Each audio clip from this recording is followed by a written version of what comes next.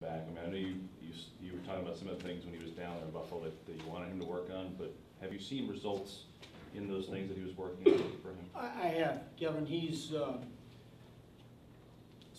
much quieter at the plate.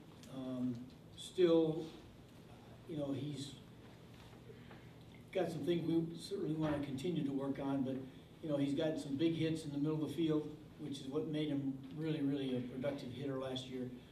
And if he continues, you know, he's so big and strong, he's going to hit homers just by accident. So I think he's really worked hard at his play discipline and you know, trying to stay aggressive at the same time. So I think he's made big adjustments, and he's a lot more comfortable in left field than he has been at right. I think that helps out. Yeah, this is definitely the last one for Matt Harvey, and when the pitcher does get shut down, they do bullpens to work with Dan, or they're done? They're done. They're done. There's no, if he was going to do any more pins, I don't we'd keep pitching him. But no, this will be his last start.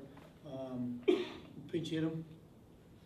You know, he just keep his bat on the bench a little bit, but you know, he's again, he's accomplished certainly much more than we had hoped. I mean, when we were just hoping he was going to get through the AAA season and have success, and certainly be in, you know, in the picture next year. With what's happened with our starting rotation, he's gotten the opportunity to come up here and certainly prove that he belongs here. So he's done a good job. What's a reasonable expectation for what he can be next year with a full season up here? Well, that's hard to say, but certainly he shows the stuff to be a winner, consistent winner.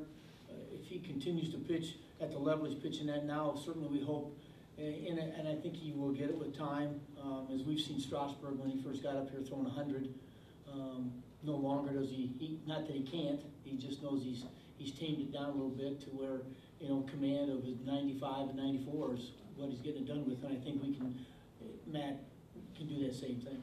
So the biggest things for him just going forward, you still see your command and efficiency? Yeah, I mean, you know, you hate to, and again, he's going to strike people out, which strikeout guys are going to, you know, increase pitch counts and stuff. But I think that as we talked about after the last couple of starts, that you know, let's try to get some easy outs. Let's try to get a couple of 2 pitch outs instead of striking somebody out and take 6 pitches to do it. You know, because some foul balls and other things. So, but he's been very impressive. You guys have talked to him. You know, he's got the makeup there, and he's determined to, you know, to be very successful, and I think we're going to see that. Yep, Josh. Out of the bullpen, Terry, is there anybody, either a veteran or a young guy, or maybe both, where in 2 weeks they've got a chance to show you something you need to see from 1 or 2 people, or can they step up and change your mind on anything in 2 weeks? Well, we certainly have seen some bright spots through all of the young guys that are down there. We really like what we've seen out of Familia. Elvin Ramirez, even the last couple of times he's been up and down, he's done, you know, he's starting to throw more strikes. I truly believe that next year you're going to see a very similar guy to who he was before he had surgery. You know, even though he's hit 95 a couple times, this guy used to throw 98.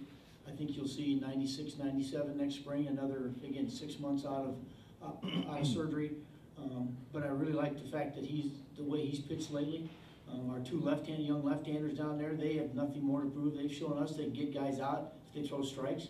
So, you know, the big thing heading into spring training is certainly have a plan in place to where they get to work, the consistent work, and certainly work on the side to, you know, refine their skills. So, but it's been very impressive to watching these young arms. Terry, are there any things in particular about this season that you may have any regrets about?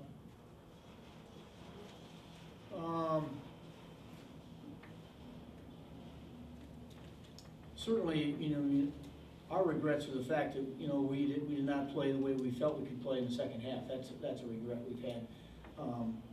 But I certainly can never question the effort that has been put forth by any of these guys. You know, there's been some positive, and yet there's been some guys that we, you know, had some down years that, you know, certainly we needed to have up years.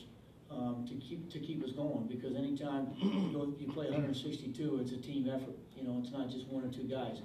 So again, I think, you know, we've accomplished a lot of things. There's some guys that can leave here. I think, you know, some positive. Obviously, having Johan back, you know, next spring, he's going to be healthy. He's going to be a huge step for us, huge thing for us. And again, we've got to do a real good job of studying our health and trying to decide how we're gonna make sure these guys stay in the lineup. Over here. Terry, what do you think is the first thing you're going to address in 2013 in spring training with the new club?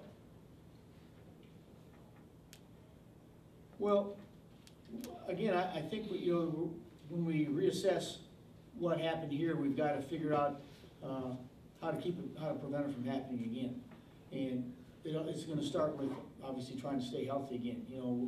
The first half we ran, except when Mike got hurt, we ran a lineup out there that stayed healthy, that played good. I mean, we got so many big hits as we went along. We've got to work with, Kirk Neuenhuis is going to be a project. Hey, look, this guy's proved if he swings the bat the way he's capable of, he's dangerous and a good player and a big time player in our lineup. We got to do a better job of getting him a two-strike approach in spring training. So, that's just one of the things that is going to be addressed. But the general consensus is, look, we've proved we were good enough. We've proved we can come play with anybody. And we've got to continue. We've just got to do a better job of making sure we stay within our game and not try to do too much, which is what I think one of our issues was in the second half. Do you see the outfield right now as an open audition at this point?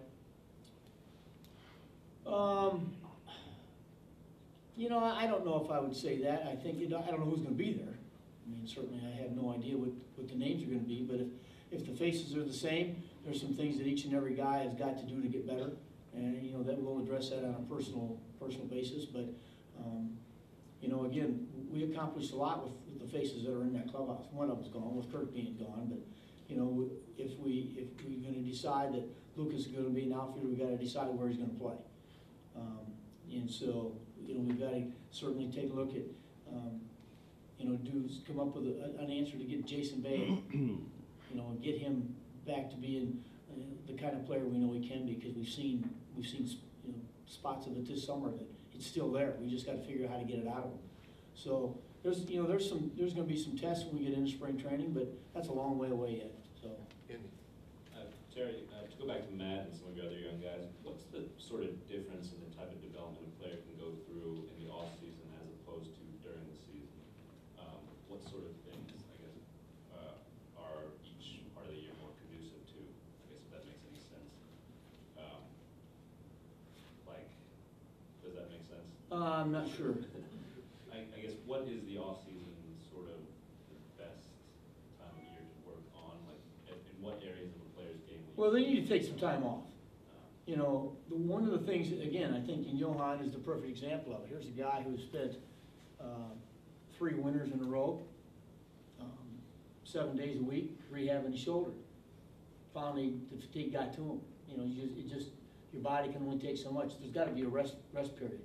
So when you're looking at, what these guys do now to keep themselves in some shape, keep their legs in shape, that's pretty much a general thing anymore. These guys all do something.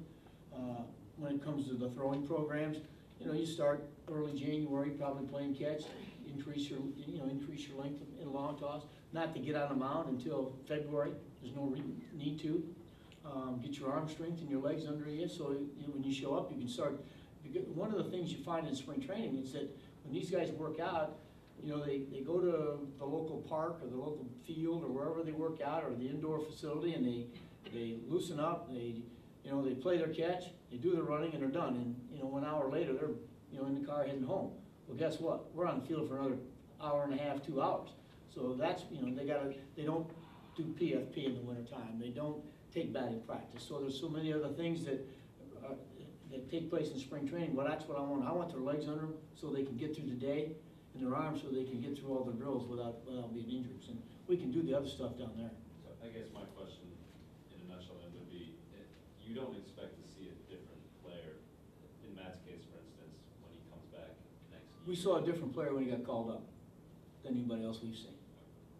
All of the reports and all the things that we saw last spring certainly is not a true indication of the product. And when he got up here, we saw the product. We saw the reason why the scouts signed him and drafted him as high as he was drafted. We saw the makeup. Not that we didn't see that in spring training, but when you see it in competition, it's a whole different character. So, we are certainly You know, all season long, all I want him to do this winter is, you know, don't play basketball and blow a knee out. So, and stay healthy. Why don't you go over here?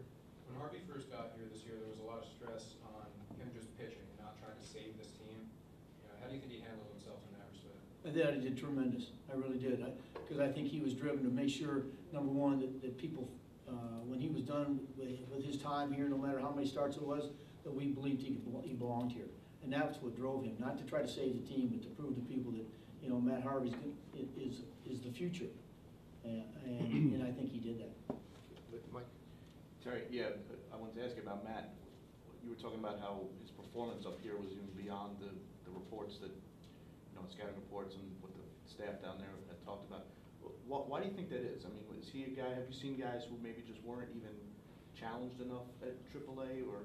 I think he met some challenges. Obviously, he didn't get everybody out that he faced. You know, he had some bad nights. But I truly believe in his mind that he knew he felt he belonged here. And sometimes that can lead, and I don't know, I don't have the proper word to use, but I just call it sometimes they're bored at you know, in the minor leagues. You know, I've seen it with position players also where, you know what, gosh, I know I can get these guys out. I need a bigger challenge. And when they get the bigger challenge, they pick their game up to meet the challenge. That's what the great ones do. And so, and I think you can classify him in that category. Can we have the last one over here? You mentioned Matt's makeup. Is there, you know, it's also perception. Obviously, when you guys are winning, no one questions makeup, and the second half, it's a different perception. Do you need more guys like Matt in that locker room? Is there a certain makeup in Matt that is more competitive than some of the other guys? Absolutely not. Not at this level. You can walk through that clubhouse and I can tell you each and every guy in that room what they bring to the table and the kind of makeup they have. You take guys in there whose skills are perhaps a tick or two below somebody else, but they make it up in makeup. They make it up in the challenge and the aggressiveness or the you know, that competitive attitude that they might have. So there's not a guy in that clubhouse that, you know, is afraid to compete.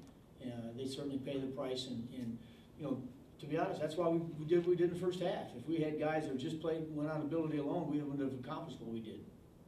I do want to tell you though, we don't have Frankie Francisco tonight, so you don't have to ask when the game's over if that happens. So he's got tendonitis in his elbow. How serious is Can't it? don't have him tonight. Okay. Day to day. Is he going to get an MRI today or anything? Already did. So everything else is done. He's had it for 3 days, so we just didn't need to use him. But I think I'm going to need him tonight, so just want to tell you. Thank you, sir. Okay? Yeah.